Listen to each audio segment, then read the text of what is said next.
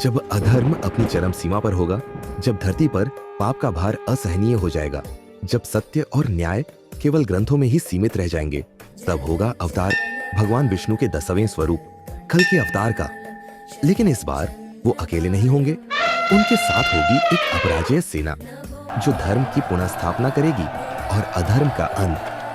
पुराणों में कहा गया है कि जब कलयुग अपनी चरम अवस्था में होगा, तब भगवान विष्णु अपने 10वें अवतार के रूप में प्रकट होंगे। लेकिन इस बार उनका युद्ध अकेले नहीं होगा।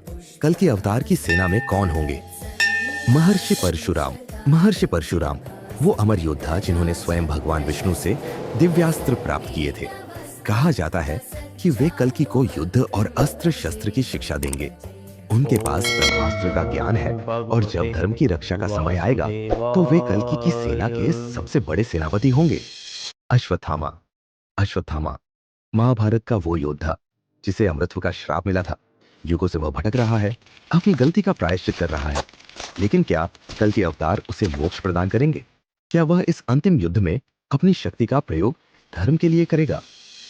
हनुमान जी। हनुमान जी जिनका नाम ही शक्ति और भक्ति का प्रतीक है। त्रेता युग में वे श्री राम के साथ थे और अब कलयुग के अंत में वे कल्कि के साथ होंगे। उनकी अपार शक्ति और उनकी अटूट भक्ति इस युद्ध को और भी रोमांचक बनाएगी। बलि चक्रवर्ती। बलि चक्रवर्ती एक ऐसा असुर राजा जिसे स्वयं भगवान विष्णु ने वरदान दिया था कि वह फिर से धर्म की स्थापना में सहायता करेगा। जब समय आएगा तो पाताल लोक के द्वार खुलेंगे और बलि चक्रवर्ती अपनी सेना के साथ कल के अवतार की सहायता करेंगे। वेद व्यास, विभीषण और कृपाचार्य। वेद व्यास जिन्होंने महाभारत की रचना की, विभीषण जिन्होंने श्री राम की सहायता की और कृपाचार्य जो युद्ध और ज्ञान के महासागर है। ये सभी दिव्य आत्माएं कल के अवतार की सेना में शामिल होंगी। कौन होगा इस युद्ध का सबसे बड़ा शत्रु? लेकिन हर महान युद्ध की तरह इस युद्ध में भी एक भयंकर शत्रु होगा, कली। वह राक्षस जो अधर्म, पाप और अज्ञान का प्रतीक है। वह अपने दुष्ट अनुयायियों के साथ इस युद्ध को रोकने की कोशिश करेगा। लेकिन क्या वह सफल होगा? अंतिम युद्ध। यह युद्ध महाभारत से भी भयंकर होगा। यहाँ केवल धनुष और तलवार ही नहीं, बल्कि दिव्यास्त्रों का प्रयोग होगा। यह युद्ध केवल धरती पर ही नहीं, बल्कि सभी लोकों में लड़ा जाएगा। और जब यह युद्ध समाप्त होगा, तो अधर्म का अंत होगा और सत्ययुग का प्रारंभ।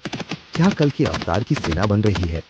क्या यह सेना केवल पौराणिक कथाओं में है या यह वास्तव में बन रही है? क्या कोई शक्ति आज भी इस युद्ध की तैयारी कर रही है? और सबसे महत्वपूर्ण सवाल, अगर यह युद्ध आज होता, तो क्या आप कल के अवतार की सेना का हिस्सा बनना चाहेंगे? अगर आपके मन में भी यह सवाल उठ रहा है, तो अभी हमें कमेंट करके बताएं और वीडियो को शेयर करें ताकि यह संदेश हर किसी तक पहुंचे। सब्सक्राइब करें और बेल आइकन दबाएं ताकि आप हमारे और भी रोमांचक वीडियो देख सके। याद रखें, जब हम एकजुट होते हैं, तो कोई भी अधर्म हमें हरा नहीं सकता।